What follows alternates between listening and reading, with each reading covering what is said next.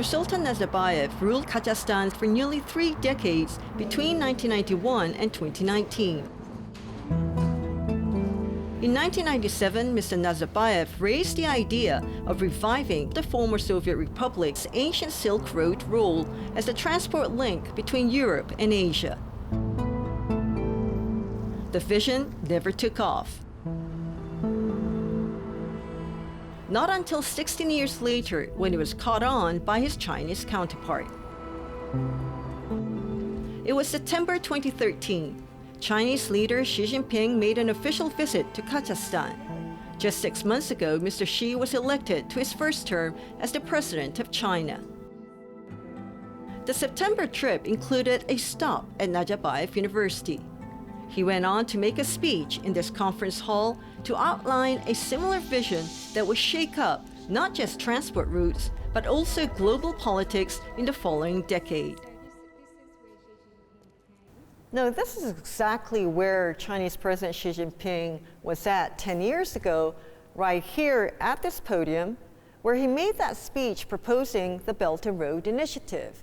And the people around here who listened to that speech say it was really more about the people-to-people friendship and the exchange of people and students and promoting this growth among the younger generation. Loretta O'Donnell, who had just taken up a new post at Nazarbayev University at the time, was in the audience that day. So nearly 10 years ago, we were all invited to come and hear President Xi Jinping announce a major new policy. We'd heard that it was something to do with Eurasia or Central Asia, but we weren't sure of the details. So we came here. You can see it's not a large room, but it was filled with students, with professors, with ambassadors from the local embassies here. She recalls President Xi talking about his vision for a Silk Road economic belt with Central Asian countries, and how the region could help to connect China, East Asia, and Europe, just like how it did more than 2,000 years ago when it was a major stop along the ancient Silk Road. Kazakhstan is the wealthiest of the 5 countries in Central Asia. It also has the closest trade relations with China.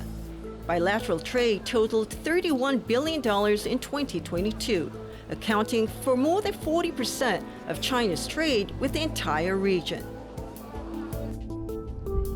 But politically, a decade since a speech at Nazarbayev University, much has changed in Kazakhstan and the world. President Nazarbayev, known for his iron fist rule of the country, stepped down in 2019. In January 2022, the country was rocked by violent protests, prompting his successor, President Kassym-Jomart Tokayev, to promise wide-ranging reforms. The geopolitical environment surrounding Kazakhstan and Central Asia has also shifted. The growing US-China rivalry, Russia's invasion of Ukraine, and the advancement of the Belt and Road Initiative have reshuffled geopolitical calculus for players big and small in the region. Against the changing backdrop, I wanted to find out more about Kazakhstan's latest place in the Belt and Road Initiative. So I decided to set out for Kyrgyz, the Kazakhstani town that sits on the China-Kazakhstan border. Now we're on our way to the Kyrgyz Gateway Dry Port on the border between Kazakhstan and China. And it apparently is the most important transport and logistics center in Kazakhstan. Now, the Kyrgyz Gateway Dry Port doesn't just connect China and Kazakhstan, but it also connects China to Europe by bypassing the different countries in Central Asia. It took us about 4 hours to reach the Kyrgyz Gateway from the southeastern Kazakhstani city of Almaty.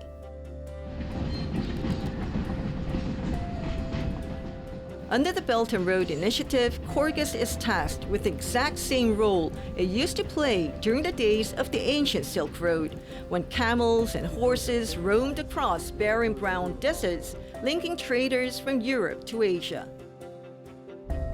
But Kyrgyz of the modern Silk Road is paved with concrete and lined with trains and tracks. Gazit Omibek, a Kyrgyz native who was born and raised here, says this place used to be a barren desert, with residents raising sheep and cattle as their main livelihood. It is quite interesting for me working there because I know this place from my childhood. It is growing year by year and the operations are growing, and it has a big effect for our region, for our village, and a lot of people from our region can find a job and work here. We like it because we get job, and our village became like a city and it's growing, and also international communities and journalists like you come from all over the world, and we think that we became one point in the world map. Before we was like a lost place. The Kyrgyz Gateway is touted as a project that has the potential to transform world trade. The argument goes that while it takes 45 to 50 days to transport goods from China to Europe by sea, only less than half that time is needed when it's done by train through Central Asia. But with the world still navigating post-pandemic supply chain disruption and amidst slowing global trade, the ongoing Ukraine war and simmering US-China tensions, there have been questions about whether Kyrgyz can live up to the hype. Criticisms that BRI projects have saddled countries with debts also ring loud. The officials here tell me the Ukraine war has disrupted train routes. They're also aware of the changing sentiments surrounding China and the BRI projects. Ну, в связи с известными событиями на Украине, конечно, объем грузоперевозок в Европу упал где-то наполовину. Но у нас, как вы знаете, есть альтернативный маршрут. ТМТМ называется, через Каспийское море, Азербайджан, Грузию. Сейчас мир, глобальный мир, он же развивается. Китай как производитель, мы как транзитер, конечный потребитель в Европе, в России, они как бы, как вам сказать, в общем, взаимовыгодное это сотрудничество идет здесь. Нельзя сказать, что один много зарабатывает, другой не зарабатывает, кто-то с кем-то пользуется. Все тут заинтересованы. Just a few minutes drive from the Kyrgyz dry port is the border crossing point between Kazakhstan and China. Outside of the Kazakhstan entry point, the parking lot is packed. Local residents come here to shop for cheap goods from China. The China-Kazakhstan border lies not far from the Kazakhstan border security checkpoint. The Chinese city that sits side by side on the other end is also known as Kyrgyz, but with a vastly different landscape. I'm here on the border between the two countries. Now, over on this side is the Kazakhstan side, and over on this side is China. Now, I'm here at the ICBC. This is the International Center for Border Cooperation, and it's really just a place where people can come here, buy goods that are duty-free, and they don't need visas to come to this place. Since China relaxed its COVID-19 measures, the border is abuzz with Chinese visitors again. The two countries in May agreed to a new visa agreement that would allow their citizens to stay in each other's country for up to 30 days. This amid expectations of greater economic cooperation. Chinese companies see Kazakhstan as a growing market for their products, while the new Kazakhstani leadership under President Tokayev wants to boost growth and diversify its economy beyond the traditional resources industry by tapping on China's capital. The deepening economic ties and China's growing presence have at times become a source of discontent among local residents.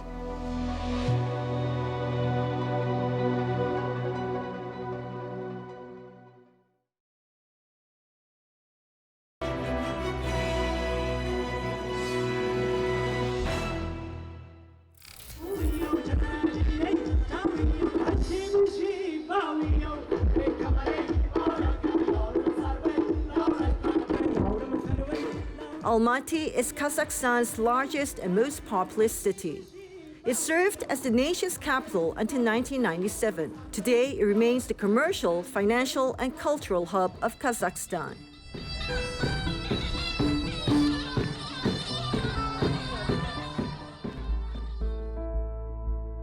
In recent years, as China's economic influence in the country grows, anti-Chinese sentiment has also risen.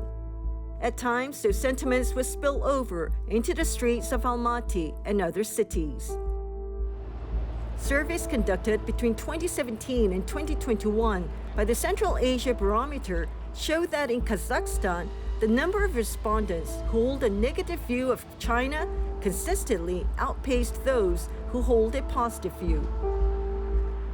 In neighboring Uzbekistan, where there has also been a steady increase in Chinese investment in the country in recent years, the same CAB surveys show that more Uzbek respondents view China favorably than negatively. Dr. Fakhod Tolipov, who heads a non-governmental research institution in the Uzbek capital of Tashkent, said that while the Belt and Road Initiative has triggered mixed reactions in Central Asia, there's no doubt that the ambitious project has redefined the region's future. When it was proposed first time 10 years ago, we understood it as a revitalization of the Great Silk Road in the modern form.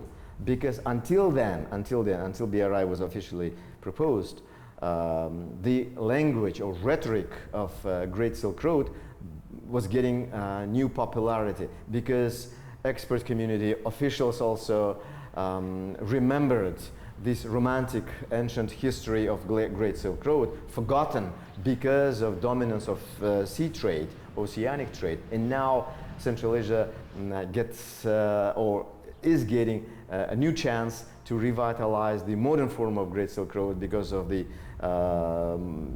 modern technology of the 21st century, that railroads, avenues, highways, yes, and air transportation can also be very beneficial. The Belt and Road Initiative has given China a head start as it makes a bigger push into the region, which is traditionally considered as the backyard of Russia. It's at a time when Russia's invasion of Ukraine has prompted some Central Asian countries to seek a more independent foreign policy from the traditional ally. Even so, China is not the only other great power that is vying for Central Asia's attention. We cannot exclude United States niche in Central Asia, European Union niche, and other Asian nations also like India or Turkey in Central Asia, their contribution to security, their contribution to development. You see how Central Asia becomes like an epicenter of global geopolitics, or I don't know, international competition.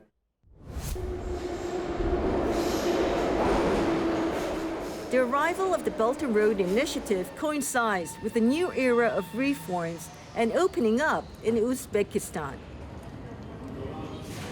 Having isolated itself from the rest of the world for several decades, the country of 35 million people now wants to tap on China's help to realize its long-held aspiration of becoming a regional transit hub.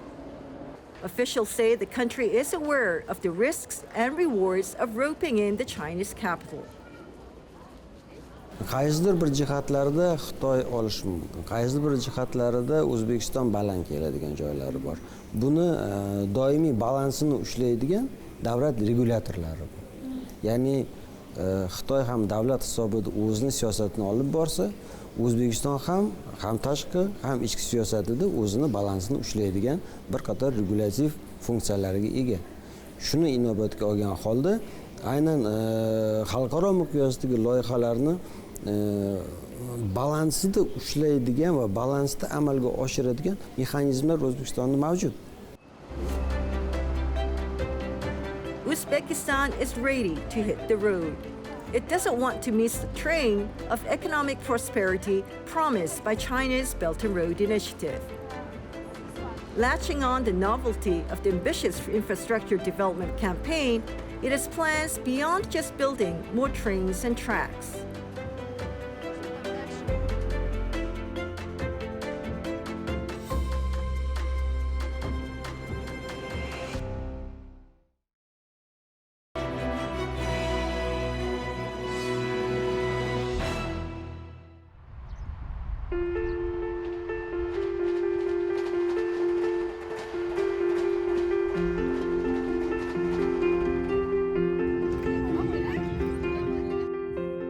Samarkand, known as the ancient Silk Road city of Uzbekistan, is usually one of the main stops for travelers to Uzbekistan, like it was in the ancient times when traders arrived on their horsebacks and camels.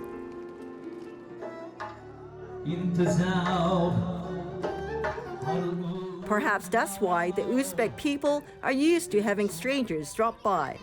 Like me at this house where a wedding was to take place the next day.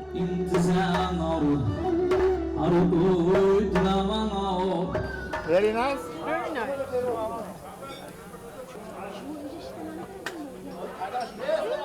Getting a taste of Uzbek hospitality in a country that was once ranked among the world's most repressive regimes, along the lines of North Korea and Cuba. The wind of change started in 2016, following the death of Islam Karimov, who ruled the former Soviet Republic for nearly 3 decades. His successor, President Shavkat Mirziyoyev, surprised the world with his opening up policy. Decades of isolation have left basic infrastructure in Uzbekistan severely underdeveloped. The new government was quick to get on the bandwagon of the Belt and Road Initiative. Unlike some neighboring countries where China's presence is at times treated with skepticism, Uzbekistan has a more welcoming attitude towards Chinese capital. According to Dr. Fakot Tolipov of Knowledge Caravan, locals have seen firsthand how Chinese investment has been instrumental in linking up the remotest parts of Uzbekistan. He cited as an example the opening of the 19.2-kilometer Kamchik Tunnel, the longest in Central Asia. It was possible due to Chinese assistance, Chinese investments. For the first time, the mainland of Uzbekistan was connected to the relatively remote province of, or we call it Fergana Valley, for the first time, because there was no transport connection. People from the mainland could reach Fergana Valley either via the air transportation or private taxi drivers.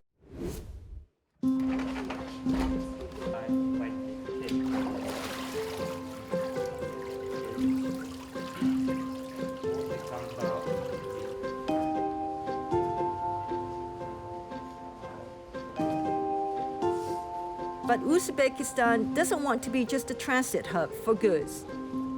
The country also wants to channel its soft power through the new infrastructure. Hello. Nice to meet you. Nazarbekov Ojbek is the man charged with promoting Uzbekistan's Silk Road charm to the world. İpak yo'li loyihasini demak bugun O'zbekistonsiz bu loyihani mutlaqo tasavvur qilish mumkin emas. İpak yo'lini chorrahalaridan biri, ya'ni O'zbekiston, ya'ni Samarqand ayniqsa mana shu İpak yo'lini eng asosiy chorrahalaridan biri sanalgan. Eng nima deydi, rivojlangan savdo markazlaridan biri hisoblangan.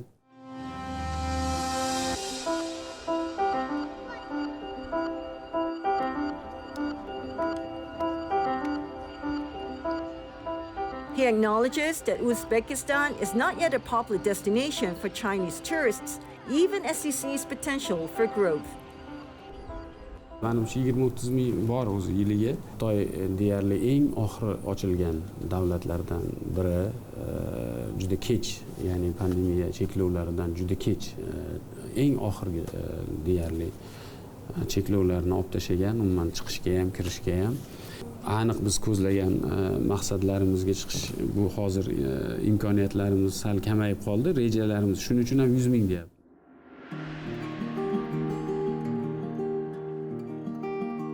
China's Belt and Road Initiative is a sprawling agenda that has both its supporters and detractors.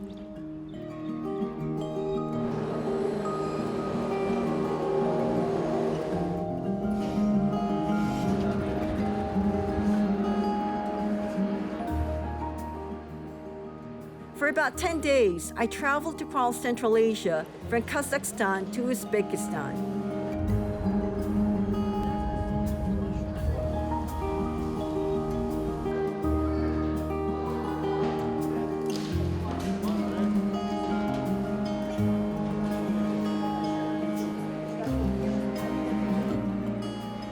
As I traced the new Silk Road, I sensed both optimism and wariness.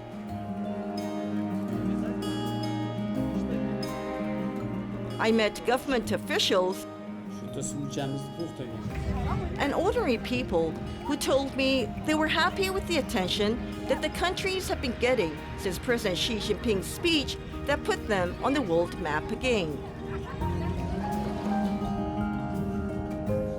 Even if they have reservations about the project, locals are certainly proud of the region's Silk Road heritage.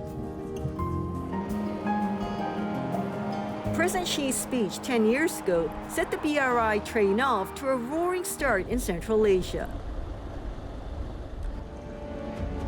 As countries embark on the next stretch of the journey, they will have to navigate through very different geopolitical terrain, guided by the lessons and experiences in the last decade.